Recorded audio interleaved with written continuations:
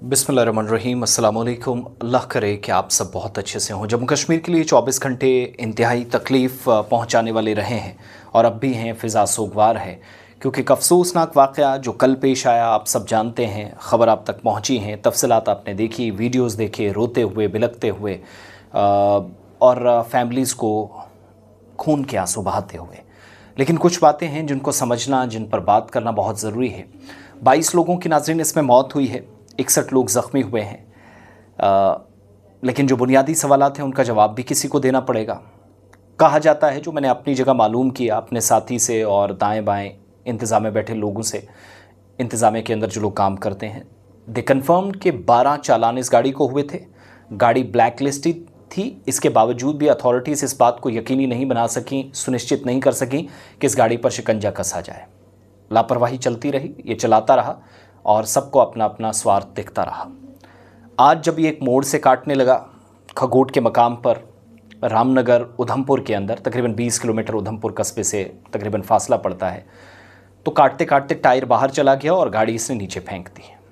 नीचे सड़क के दूसरे हिस्से पर जब गिरा, पहाड़ी से गिरकर नीचे, यानी मोड़ था, दूसरी तरफ से रोड फिर आ रही थी, उसके ऊपर गिरता है। वहाँ से टेम्पो गुजर रहा था, उसमें 3 लोग सवार थे, उसके ऊपर जाकर गिरता है, वो भी सीरियस हो गए, शदीद ज़ख्मी हैं। अब वो 3 लोग, इधर 22 लोगों की मौत हुई, 61 ज़ख्मी हुए। 61 + 22 कितने हो जाते हैं? 83 लोग। 3 वो 86, 83 लोग या 80 के आसपास लोग इस गाड़ी में बैठे थे। ओवरलोड थी, ब्लैक लिस्टेड ऑलरेडी हो चुकी थी, चलने की इजाज़त इंतज़ामिया ने नहीं थी, इसके बावजूद चल रही थी, तेज़ रफ्तार से चल रहा था, लोकल सड़क पर, कर्व मोड़ में, मुश्किल हालात में, सिंगल रोड पर, और वो भी ओवरलोडिंग। ख़राब सड़क की हम बात करते हैं, अच्छी बात है, समझ में आता है। लापरवाही कहीं पर हो, बात करके खुद को संजीदा बताने की कोशिश करते हैं। थोड़ा सा और आगे बढ़ते हैं, मामलात इस तरीके से आते हैं जहाँ पर हम ये सोचते ही रहे कि अनफॉर्चुनेटली इस पर कोई जवाब नहीं कहीं से आया। पिछले साल किश्तवाड़, उससे पहले डोडा। तो ये एडमिनिस्ट्रेशन की हमारी नज़र में इनकॉम्पिटेंसी है। आज देखेंगे आप, चालान काटे जाएंगे। और अब तो पता चला कि रामनगर से दिल्ली एक डायरेक्ट गाड़ी जाती है जो इससे भी लंबी है। सड़क पतली सी, लेकिन गाड़ी इससे लंबी। उधमपुर से वैसी गाड़ी जम्मू नहीं आ रही है, रामनगर से लंबी गाड़ी स्लीपर टाइप दिल्ली जा रही है इसी इलाके में। आज हो सकता है कार्रवाई उस पर भी हो। लेकिन बुनियादी सवालात हैं कि आज जिन घरों के चिराग उजड़े हैं, जो सुबह प्लानिंग अपने बच्चों के साथ बनाकर निकले थे कि बेटा या बेटी मैं शाम को आपके लिए ये लेकर आऊँगा, वो वालिदैन अपना सफ़र ख़त्म कर गए हैं। ज़िंदगी और मौत की आगोश में कई लोग इस वक्त ज़िंदगी और मौत की कश्मकश में अस्पतालों में। 2 लोग GMC जम्मू, कुछ रामनगर में सब ज़िला अस्पताल में, कुछ उधमपुर में। ट्वीट्स होंगे, मुआवजे दिए जाएंगे। मरकज़ी सरकार ने 2-2 लाख दिया, इधर 2-2 लाख यहाँ की सरकार ने, उमर अब्दुल्ला की गवर्नमेंट ने 50-50 हज़ार ज़ख्मियों को। लेकिन मुआवजा मौत का नहीं होता, ये हम सब जानते हैं। जवाबदेही कहीं यकीनी बनानी होगी कि दहशतगर्दी या मिलिटेंसी से ज़्यादा हम सड़क हादसात में लोगों की जानें गंवा रहे हैं। इस पर जवाबदेही किसकी है, ये भी तय करना होगा। और अगर लापरवाही है तो उमर साहब ये मत कहिएगा कि हमें अगर लगा तो कार्रवाई करेंगे, बल्कि आपको कार्रवाई करनी पड़ेगी।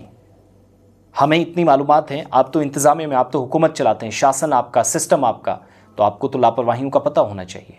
एक छोटी सी गलती इतने परिवारों का चिराग आज बुझा कर चली गई।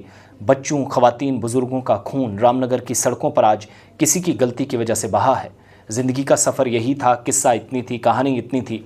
ज़िंदगी और मौत अल्लाह के हाथ में है, लेकिन इसके पीछे जो लोग ज़बरदस्ती लोगों को मारना चाहते हैं, इस सिलसिले को बंद किया जाना चाहिए बहुत संजीदगी के साथ। और जब हादसा होता तभी हम बात करते हैं, कभी तो खुलकर बात कीजिएगा। अब तो हुकूमत आपकी है, हर चीज़ के लिए LG ज़िम्मेदार कहलाएं या ठहराएं, वो बात ठीक, सियासी मामलात अपनी जगह, मगर ज़रा संजीदा गुफ्तगू करके देखिएगा कि इन ज़िया होने वाली जानों पर जवाब कौन देगा।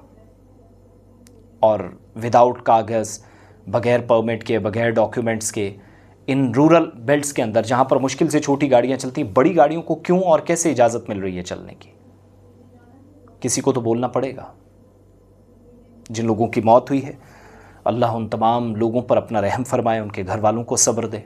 और जिन लोगों की ज़ख्मी होने की इतलात हैं, शदीद ज़ख्मी हैं, ओवरलोडिंग की वजह से वो एक ईगोइस्टिक अप्रोच का हिस्सा बने और ज़ख्मी हुए, उन लोगों की जल्द सेहतयाबी के लिए दुआ करें।